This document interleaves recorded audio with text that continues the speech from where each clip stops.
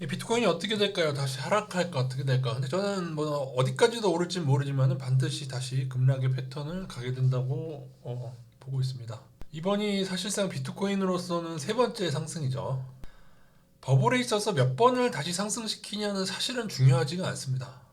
몇 번을 더 끌어올리냐. 오히려 한 번에 하락하는 것보다 두 번, 세 번에 걸쳐서 올랐던 코스닥 때에 훨씬 더 후유증이 컸다. 보통은 이런 급등도 여기 600선이거든. 여기를 안 깨게 되는데 꺼서 뭐 400선이고 여기가 나중에는 250대까지 떨어지게 됩니다. 다시요. 저의 과거 연구 결과에 따르면은 더 많이 여러 번 끌어올린 품목일수록 그 후유증은 더 크다. 그러니까 HLB 같은 한 6, 7번 다시 끌어올린 애들을 경고한 이유가 여기 있습니다. 그런데 이제 마지막 상승 때, 마지막 상승이 세 번이 나올 때, 예전의 고점 근처까지 끌어올린 다음에 살짝 넘고 떨어지는 이게 짱뽕, 아니면 그 언저리에서 떨어지면 쌍봉이라고 하는데, 이렇게 살짝 넘었다가 떨어지는 패턴, 혹은 지금 최고점을 기준으로 살짝 넘었다가 떨어지는 패턴 하나 기억하시고, 또 하나는 1억이라는 상징적인 숫자를 기준으로 떨어지는 패턴. 근데 여러분 이거를 맞추려면은 계속적으로 쌍봉이라고 하는 것은 여기서 보세요. 여기서 만약에 쌍봉을 보려고 했는데 쌍봉을 하고 더 넘었죠. 이게 쌍봉은 여기를 다시 깨느냐 안 깨느냐에 따라서 여러 번 매수 매도를 반복해야 됩니다. 여기를 안 깬다면은 다시요. 여러분 쌍봉에 꽂혀가지고 무조건 이 지점에서 하방을 베팅하면 안 되고 여기서처럼 더 오르는 경우가 있기 때문에 여기서 다시금 이번 지점을 깨는가를 보는 게 쌍봉의 기법입니다. 그러한 기법보다 사실은 뭐가 더 좋으냐 이거를 기다리는 게 낫다. 제가 늘 말씀드리죠. 나스닥도 그렇고 뭐든지 장기 주세 좀 더 아래 구간이지만은 장기 주세를 잇따라 여기서 하방을 치는 게 이게 왜 좋으냐면요. 이런 데서 들어왔던 하방들이 나중에 이 3번 샷 때문에 다 죽거든요. 그렇게 돈을 다 까먹느니 장기 주세 이탈 때를 기다려라. 제가 늘 말씀드리죠. 나스닥이든 비트코인이든 하방 오리는 여기 이런 지점이 좋습니다. 이런 지점이 나오냐? 또 나오게 되겠죠.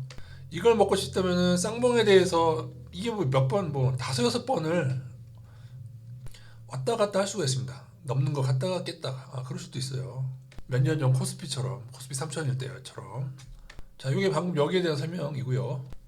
예전에 첫 번째, 두 번째 상승 때도 보시면 늘 호재가 있었습니다. 어떤 호재들이었냐? 뭐 골드만이 계속 오른다고 하거나 아니면은 뭐 테슬라에서 그것을 돈으로 사용한다거나 어느 나라에서 돈을 사용한다거나 혹은 예전에도 한번 ETF가 발행된 것처럼 이렇게 막 하다가 한번 떨어뜨린 적도 있고 그래서 그리고 오히려 떨어졌은 바닥에서는 오히려 골드만이 경고를 하고 그렇게 해서 이런 호재 후에 뒤통수가 계속 왔다는 점에서 이 호재의 끝을 좀 조심을 하십시오.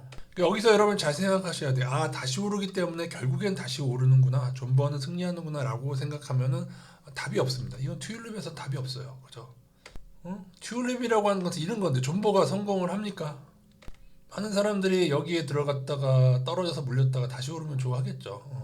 여기서 팔면은 성공이고 못 빠져나가면은 맨 처음 여기서 잡혔던 사람들조차도 망한다. 이게 튤립 무서운 겁니다. 튤립이라서 무서워요. 튤립 같은 경우는 꽃 한 송이라도 남는데 비트코인이나 알트코인은 단 1원도 남지가 않죠.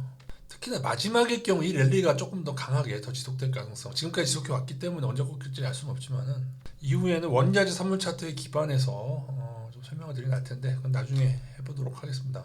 월가의 장난은 계속 이 배우의 월가가 있습니다. 그래서 비트코인도 하락한다고 본 이유는 비트코인으로 이제 해먹고 그 다음에 시트코인이든 뭐 ABC 뭐 그런 식으로 다른 코인들이 계속 나올 것이고 이더리움 아니 3더리움, 4더리움, 5더리움 또 다른 것들이 출현을 하게 될 겁니다. 결국 이 비트코인이나 이더리움도 알트코인하고 다를 거는 전혀 없어요. 사용도 안 되고 다 똑같아요.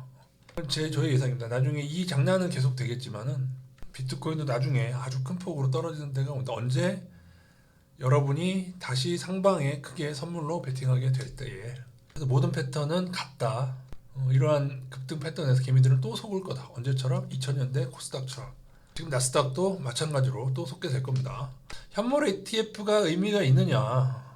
그 현물이 어디서 거래가 돼요? 예를 들어 비트코인이라는 현물 자체가 주식시장에서 거래가 되는 게 아니고 바이낸스는 어떤 그 거래소들에 의해서 거래되는데 비트코인 거래소에서 거래가 되지 않습니까? 그 가격을 기반으로 한 ETF라고는 하는데 여러분이 원자재 시장에 원자재가 존재해도 그 ETF가 얼마나 여러분 조작이 잘 되는지 보여드렸잖아요. 제가 레버리지로서 천연가스니 원유니 괴리율 장투하면은 나는 거 TQQ, QS, QQQ 다 문제가 생긴 거 제가 보여드렸잖아요.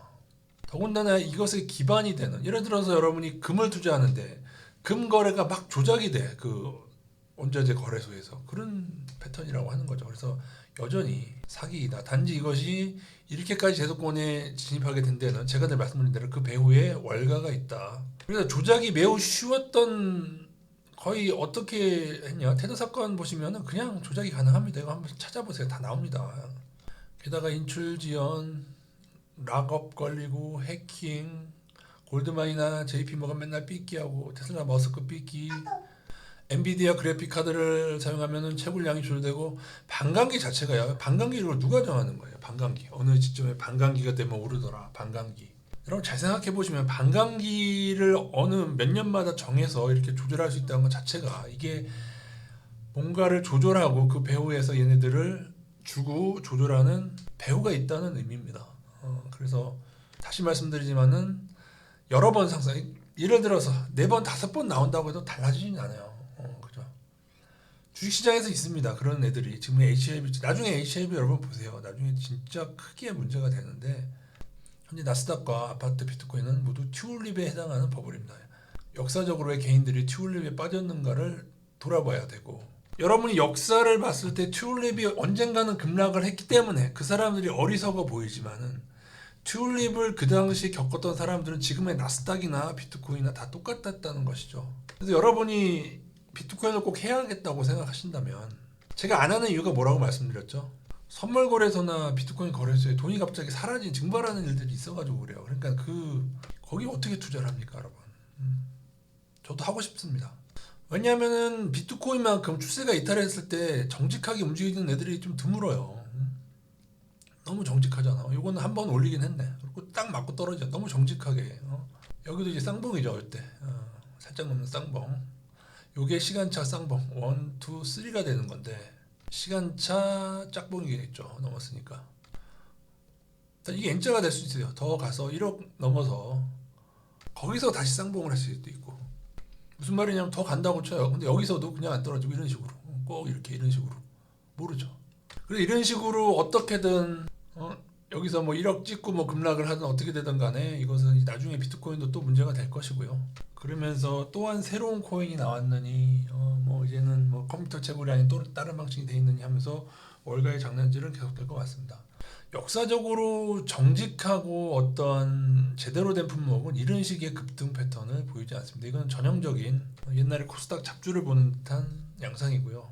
세력들이 이런 패턴을 하는 이유는 단 한 가지입니다. 여러분을 현란하게 물도록 삐끼를 하는 겁니다. 물고기를 낚기 위해서 이런 일들을 하는 것입니다. 여기서 월가나 그 거래소들이 실패할 확률은 없습니다. 왜냐하면 올라도 고점에서 인출이 지연됐다니까요. 이거를 뭘로 올렸냐? 테더라는 돈으로 올린 게 아니에요. 그냥 시세를 테더를 통해서 그냥 막 조작했다고 보시면 되고, 올린 다음에 딴 사람들은 매도 못하게 하고 지들은 매도하고 떨어뜨리고, 이 아래권에서는 골드만삭스니 뭐니 해서 뭐 코인이 망한다 어쩐다 하고, 그럼 개인들이 떨어져 나가면 그때 다시 올리고, 선물 시장이 생긴 이후로 개인들은 하방으로 이끌고 상방치고 그런 일들이 많아졌고요. 원자재 시장에서도 이런 시간차가 있긴 한데, 그런 설명들은 나중에 한번 시간 되면 드리고, 근데 제가 비트코인 차트 설명을 잘 드리지 않는 이유 중에 하나는, 이거를 듣고 먹을 수 있다라고 해서 좋아요. 이거를 해서 먹으셨던 분 계시죠? 댓글에 보시면은 계신데, 제가 옛날에 여기 분석 드렸을 때 마찬가지로 쌍봉에서 꺾이든 뭐 더 오르고 꺾이든 간에 뭐 어떻게 되든지 간에 여기도 나중에 추세가 이탈했을 때 여기서 들어가서 먹는 분이 계시겠죠. 그럼 여러분이 이걸 보고 비트코인 선물 시장에 들어가서 하방을 쳤는데 선물 거래소에서 돈이 증발해 버린다. 여러분 한번 뉴스 검색해 보세요. 선물 거래소에서 돈이 그냥 사라지는 경우가 있어요. 제가 말씀드렸죠. 이 모든 지점에서 저도 하방을 해보고 싶었어요. 상방이든 하방이든 이건 다 너무 차트에 딱딱 맞게 오르는 것도 딱딱 맞게 이렇게 되잖아요. 하방 추세가 벗어나면 상승하고, 그죠? 추세가 깨지만 하락하고, 너무 정석적인 원리로 먹기가 쉬운 패턴이란 말이에요, 지금 비트코인이. 근데 제가 단일원도 왜 투자 안 해요? 선물 거래소를 못 믿어서 그렇습니다. 믿었다면 저도 할 건데 그럴 수가 없고 ETF도 마찬가지입니다. 거래소를 믿을 수가 없는 상태가 되겠습니다.